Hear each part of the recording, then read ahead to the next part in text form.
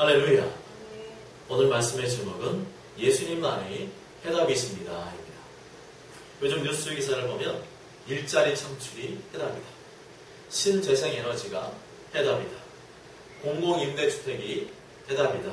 이런 기사가 자주 나옵니다. 뭔가 사회적으로 풀리지 않는 문제가 있는데 좀 속 시원하게 해결해달라는 사람들의 바람이 담겨져 있는 것 같습니다.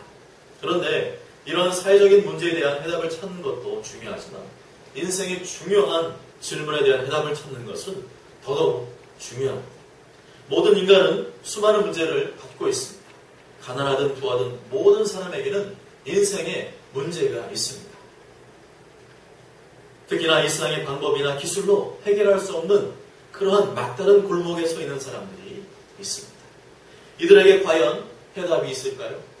오늘 본문에서도 인생의 문제에 허덕이는 사람들이 나오고 있습니다. 이들은 질병의 문제로 고통받는 사람들이었습니다. 그런데 이 질병은 세상의 의술로 고칠 수 없는 그런 것들이었습니다. 정말 이 사람들에게는 해답이 없었습니다. 그런데 이들에게 해답이 되시는 분이 나타나셨습니다. 그분의 이름 바로 예수 그리스도. 오늘 그들이 예수 그리스도를 만남으로 어떠한 일이 벌어졌는지 다 함께 살펴보도록 하겠습니다. 첫째로 예수 그리스도 안에 길이 있습니다. 한번 따라해 보실까요? 예수 그리스도 안에 길이 있습니다. 예수 그리스도 안에 해답이 있습니다. 요한복음에 등장하는 주님의 공생의 사역은 1장부터 2장까지는 초창기, 3장부터 4장까지는 발전기, 그리고 5장부터 10장까지는 충돌기로 구성됩니다. 오늘 말씀은 5장에 해당되기 때문에 공생의 사역의 충돌기에 해당됩니다. 이제 예수님 명성이 알려지고 그 영향력이 더 많은 사람들에게 행사되기 시작했습니다. 예수님은 사람들의 인기나 반응과 상관없이 하나님의 계획 그대로 더 적극적으로 말씀을 가르치시고 더 적극적으로 현저한 기적을 일으키셨습니다. 이런 예수님의 모습을 지켜보는 사람들 중에는 라이벌 의식과 질투를 느끼는 사람들이 있었습니다.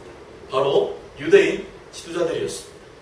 예수님이 더 적극적으로 사역을 펼칠수록 그들은 더 불쾌하게 여기고 더 강한 적대감을 보여주었습니다.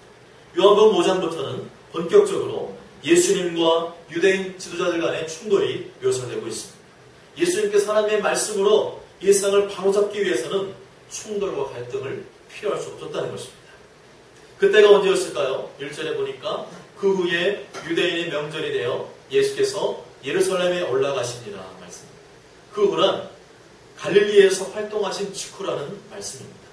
유대인의 명절에는 여러 가지가 있는데 대표적으로는 유월절, 초막절, 수전절이 있습니다. 하지만 오늘 본문에서는 명확하게 어떤 명절인지에 대해서는 밝히고 있지는 않습니다. 그리고 장소는 2절에 예루살렘에 있는 양문 곁에 히브리 말로 베데스다라고 하는 연못이 있는데 거기에 행각 5이 있고라고 말씀합니다.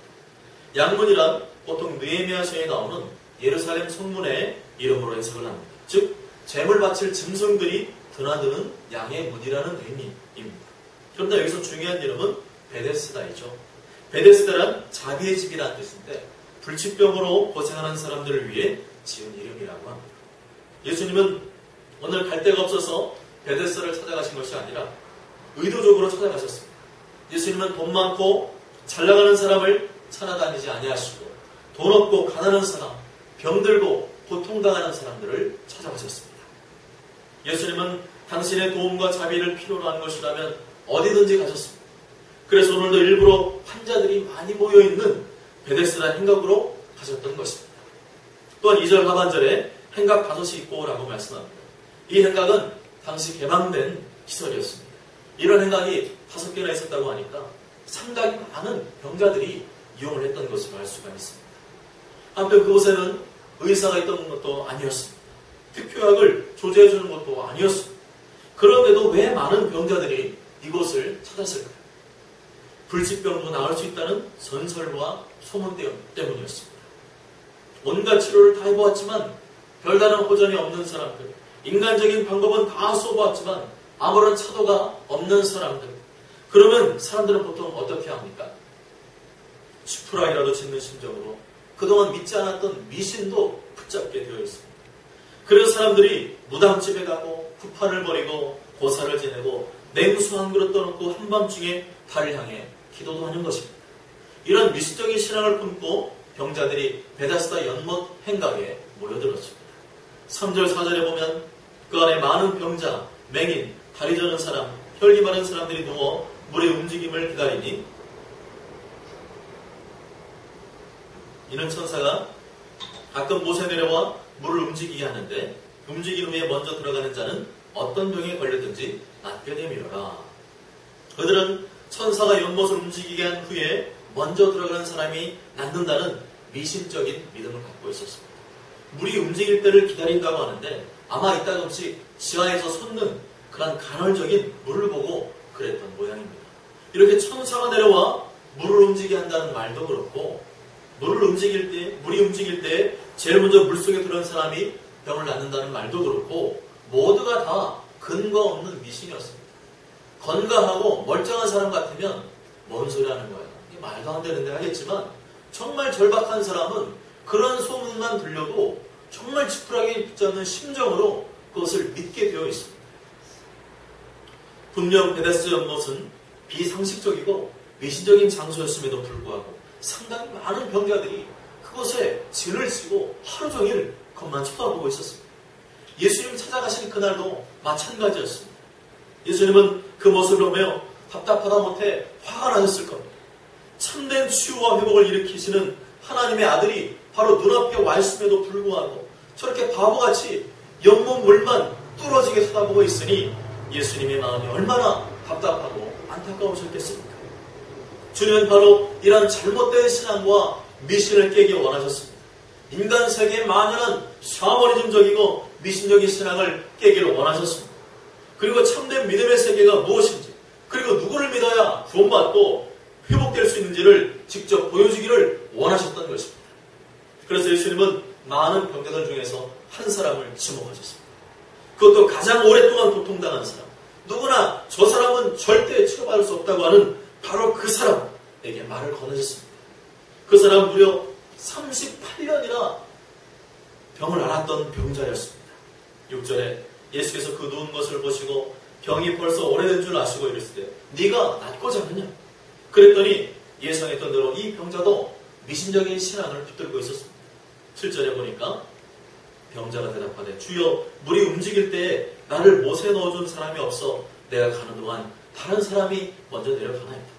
주님이 원하시는 답변은 주님 저를 불쌍히 여기주시옵소서, 저를 속히 고쳐주시옵소서라는 간절한 믿음이었습니다. 그러나 이 병자는 예수님이 누구신지를 잘 몰랐습니다. 주여 하는 거 보니까 대단한 분으로는 인정했지만 정말 나의 병을 고칠 수 있는 그러한 전능하신 분이심을, 하나님의 아들이심을 몰랐던 것입니다. 이 말을 들은 예수님은 대화하는 것이 아니라 곧바로 명령하셨습니다. 8절에 일어나 내 차례를 들고 걸어가라 명령하셨습니다. Get up, pick up your mat and walk. Get up, 일어나라. 주님이 명령하시자, 일방적으로 선포하시자 38년 된 병자가 벌떡 일어나서 누웠던 자리를 들고 걸어가는 것이었습니다. 할렐루야. 평상시 같으면 믿음이 적은 자여 어찌하여 믿음이 없느냐 이렇게 책망하시면서 고쳐주셨을 텐데 예수님은 이번에는 일방적으로 명령하고 고쳐주셨습니다. 왜 그랬을까요? 쩌들대로 쩌든 미신적인 신앙을 단번에 박살내기 위함이었습니다. 미신을 집어치워야 살 길이 열린다. 오직 나를 믿어야 살 수 있다는 것을 확실하게 보여주길 원하셨던 것입니다. 아울러 주변 연못가에 수많은 사람들이 그 장면을 쳐다보고 있었을 것입니다. 그러한 잘못된 신앙들을 한꺼번에 깨시고 그리고 모든 인생의 문제를 해결할 수 있는 분이 누구인지를 보여주기 위해서는 예수님께서는 대화가 아니라 일방적으로 선포하시면서 그 능력을 보여주셔만 했습니다. 그렇습니다. 모든 고질적인 질병과 문제는 연못물을 바라본다고 해결되는 것이 아닙니다. 세상의 가르침과 방법을 따른다고 되는 것이 아닙니다. 오직 하나님의 아들 예수 그리스도를 바라볼 때 해결되는 줄 믿으시길 바랍니다. 그렇지만 많은 그리스도인들 중에는 여전히 미신과 잡신을 믿고 있는 사람들이 있습니다. 하나님의 자녀가 무당을 찾아가서 또 절에 가서 빌기던 모든 문제 해결의 주인이신 예수님을 안 보고 자꾸만 다른 길로 걸어가는 것입니다. 주님 보실 때 심히 답답하고 통탄할 노릇입니다. 구약에 보면 사울 왕이 그랬습니다.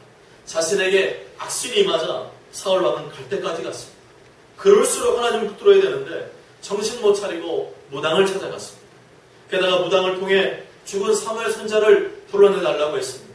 자신이 그동안 의지했던 것은 하나님이 아니라 사무엘 선자라고 하는 한 인간이었습니다.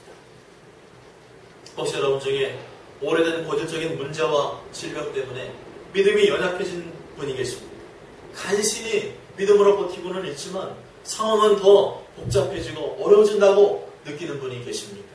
이제는 이 길이 아닌 다른 길을 찾아보려고 하는 분이 계십니까? 아닙니다. 거기가 절대로 아닙니다. 바로 여기, 다른 데로 가지 말고 설교자를 통해 주시는 주님의 음성에 귀를 기울이시기 바랍니다. 하나님의 말씀 가운데 예수 그리스도 안에 해답이 있는 줄 믿습니다. 병이 벌써 오래된 줄 아시고 이르시되 내가 낫고자 하느냐? 예수님, 나 외에는 불가능하다. 나 외에는 고칠 수 없다는 주님의 물으심에 여러분은 이 시간 뭐라고 대답하시겠습니까? 잡히는 거 없고 보이는 거 없고 들리는 거 아무것도 없다 할지라도 오직 예수님 외에는 안 된다는 절대적인 믿음이 있으십니다. 그렇다면 이 시간 주님은 바로 당신에게 명령하실 것입니다. 일어나라, 회복되라, 치유되라, 건강하라. 할렐루야. 우리는 하나님의 자녀입니다. 전능하신 하나님의 자녀입니다. 한눈 팔지 말고 실망하지 말고 낙심하지 마십시오. 그럴 시간에 모든 문제와 질병을 고쳐주시는 예수를 붙드시길 바랍니다. 이거 외에는 답이 없습니다. 다른 길은 없습니다. 사람 말 듣고 여기저기 기웃거리지 마시고 곧바로 예수님께로 나가는 사람이 현명한 사람입니다. 예수님 명령이야 우리의 모든 질병과 문제가 깨끗이 해결받게 되는 줄 믿으시길 바랍니다. 둘째로 예수 그리스도 안에 쉼과 안식이 있습니다. 따라해 보실까요? 예수 그리스도 안에 쉼과 안식이 있습니다. 안식일은 하나님께서 직접 정하신 날입니다. 사람이 정한 날이 아닙니다. 그러므로 사람이 임의대로 안식일을 폐하거나 수정할 수 없습니다. 짜증나. 누가 주일은 만들어가지고 하고 싶은 게 얼마나 많은데 쉬고 싶은데 빨리 예배 끝났으면 좋겠다. 오늘은 왜 이렇게 길어? 가서 누구 만나고 또 뭐 또 해야 되는데 이러한 생각을 갖고 있다면 안식일의 참된 의미와 근본의 정신을 깨닫지 못한 것입니다. 이것을 깨닫지 못하면 안식일은 나를 억압하고 묶는 틀이 될 수 있습니다. 안식일은 말 그대로 영육간에 쉬는 날입니다. 그런데 안식일에 쉬는 방식이 있는데 그 방식을 따라야 진정한 쉼과 안식을 누릴 수가 있습니다. 첫째로는 예배와 영적 활동을 통해서 영적 에너지를 충전해야 합니다. 믿음이 떨어지면 아무리 내가 발버둥을 쳤고 다른 것이 막히게 되어 있습니다. 예배 생활, 기도와 말씀 생활은 우리의 믿음을 강화시켜주는 비결입니다. 둘째로는 한 주의 노동을 중단해야 됩니다. 쉬어야 됩니다. 육신의 에너지를 충전해야 됩니다. 건강을 해치면 내가 하고 싶은 것이 아무리 많다 할지라도 할 수가 없습니다. 적절한 운동과 쉼을 통해서 육체의 건강을 보존하는 것, 이건 역시 쉼과 안식의 비결입니다. 안식일은 세상의 모든 욕심을 끊어버리고 세상의 모든 근심 염려를 끊어버리고 오직 하나님만 바라보는 날입니다. 하나님 안에서 영육간의 쉼과 하나님께 주시는 복을 누리는 하나님의 특별한 날인 것입니다. 그런데 유대인들은 안식일을 또 하나의 법으로 만들어버렸습니다. 39가지의 행위를 각기 6개로 세분하여서 234개 조에 달하는 안식일 금기를 만들어버렸습니다. 그리고 그것을 엄격히 지키게 하였습니다. 그 율법 중에는 안식일에 침상에 누운 병자를 옮기는 것은 허용되었지만 침상만 옮기는 것은 금지되었습니다. 심지어 SM8라는 유대교의 이런 좀 엄격한 분파는 안식일에 용변 보는 일까지 금했다고 합니다. 안식일이 아니라 완전히 사람 잡는 날이 되어버렸습니다. 문제는 안식일이나 율법 자체가 문제가 아니라 본래의 정신이나 의도를 땅바닥에 파묻어버린 것이 문제입니다. 여기다가 인간적인 열심을 더해가지고 이스라엘 백성들을 꼼짝달싹 못하게 만들어놓고 안식의 참된 기쁨을 다 제거시켜버렸습니다. 그래서 예수님은 이 잘못된 사상을 안식일 당일날 깨뜨려버리셨습니다. 일부러 안식일날을 택하시고 보란듯이 유대 종교 지도자들 앞에서 38년 된 중풍병자를 고쳐주신 것입니다. 중풍병자는 그동안에 이 마음에 큰 심과 염려로 가득 차 있었던 이 질병만 고칠 수 있다면 그것만 해결될 수 있다면 어떤 간절한 바람이 그날 해결됐기 때문에 너무 감사하고 기뻐서 어쩔 줄 몰라 하는데 한편에서 유대인들은 아주 불쾌하게 생각하고 있었습니다. 16절에 그러므로 안식일에 이러한 일을 행한다 하여 유대인들이 예수를 박해하게 된지라. 10절에 12절을 보면 유대인들이 병 나은 사람에게 이르되 안식일인데 네가 자리를 들고 가는 것이 옳지 아니하니라. 대답하되 나를 낫게 한 그가 자리를 들고 걸어가라 하더라니. 그들이 묻되 너희가 자리를 들고 걸어가라 한 사람이 누구냐니? 이렇게 말씀합니다. 이 말은 너 누가 일어나라 그랬어? 오늘은 무슨 날인 줄 알아? 안식일날 왜 일어나? 다시 침상에 누워. 누구야? 누가 널 고쳐줬어? 하면서 기뻐하고 즐거워하는 사람에게 오히려 책망하고 따지고 꾸중하고 다시금 억압하고 있는 겁니다. 한심합니다. 안식일은 축제의 날입니다. 천국을 미리 앞당겨 체험하는 날입니다. 안식일은 파티와 같습니다. 혼인잔치와 같습니다. 결혼식 날 우거지상 가지고 우거지상 해가지고 앉아있으면 신랑 신부에 대한 예의가 아닙니다. 고춧가루를 확 뿌리는 겁니다. 당시 종교 지도자들이 안식일의 참된 정신을 모르니까 하나님의 백성들의 기쁨을 그리고 즐거움을 박탈해버렸습니다. 도리어 사람들을 정죄하고 억압하고 감시하는 날로 만들어버렸습니다. 정말로 회칠한 무덤과 같은 행동이었습니다. 이렇게 예수의 명령으로 38년 된 병자가 펄떡 일어난 사건은 단순히 병을 고치신 것이 아니라 안식일의 참된 정신을 회복하는 것이기도 하였습니다. 눌리고 상한 영혼, 병마에 지친 영혼들이 고침받고 회복되어 기쁨과 감사가 넘치게 하고 하나님을 찬미하고 영광 돌리는 진정한 안식의 날로 회복시켜 주신 것입니다. 안식일의 주인은 예수님이시고 안식일은 사람을 위하여 있습니다. 17절에 내 아버지께서 이제까지 일하시니 나도 일한다 말씀합니다. 안식일은 예배를 통해 쉼과 치유와 기쁨이 있는 날입니다. 이 날을 놓치면 나에게 막대한 손해가 있습니다. 하나님이 거두시는 복된 날을 왜 내가 거절합니까? 적극적으로 주의를 누리셔야 합니다. 예수는 마태복음 11장 28절에 수고하고 무거운 짐진 자들아 다 내게로 오라 내가 너를 쉬게 하리라 말씀하십니다. 주님은 우리의 쉼과 안식을 원하십니다. 그 대신 내게로 오라는 대목에 주목해야 합니다. 진정한 쉼과 안식을 누리기 위해서는 예수님께 나아가야 합니다. 문제와 짐들로 지쳐 피곤하다고 해서 주의를 소홀히 하는 것은 마귀에게 속고 있는 것입니다. 당장 표 안 난다고 괜찮다고 생각하는 사람이 있다면 지금 마귀에게 속고 있는 것입니다. 주님께로 가면 내 영혼의 무거운 짐들이 사라지고 참된 안식과 평강을 누릴 수가 있는데 왜 주일날을 복된 날을 소홀히 합니까? 나아가 안식일은 나만의 축제로 끝나서는 안 됩니다. 하나님은 구약에서 이스라엘 공동체를 통하여서 인도하셨습니다. 신약에서는 내가 속한 교회를 통해서 인도하고 계십니다. 그러므로 안식일은 나만의 축제일이 되어서는 안 됩니다. 교회 공동체 전체의 축제일이 되어야 하고 더 나아가 지역사회 고통받는 자들과 함께하는 축제일이 되어야 합니다. 그러기 위해서는 병든 자, 눌린 자, 고통받는 자, 소외받는 자들을 주님 앞으로 초청해야 됩니다. 하나님 앞에 나와 함께 이 안식을 누리도록 해 주어야 합니다. 14절에 보면 그 후에 예수께서 성전에 그 사람 만나 이르시되 보라 내가 나았으니 더 심한 것이 생기지 않게 다시는 죄를 범하지 말라 말씀하십니다. 38년 동안 고질적인 질병으로 고생하게 된 이유가 바로 자기의 죄로 인한 것임을 지적하셨습니다. 주님은 믿음으로 나오는 자는 누구라도 거절하지 않고 받아주십니다. 싸매어주시고 위로해주십니다. 그 아무리 흉악한 죄인이라도 다 용납하시고 용서해주십니다. 그러나 주님은 죄는 미워하십니다. 주님 앞에서 본질적으로 짓는 죄의 문제가 있다면 반드시 처리해야 합니다.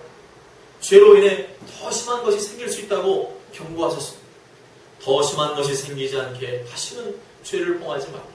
그렇습니다. 안식일에 참된 안식과 평강을 누리기 위해서는 거룩과 경건이 필수입니다.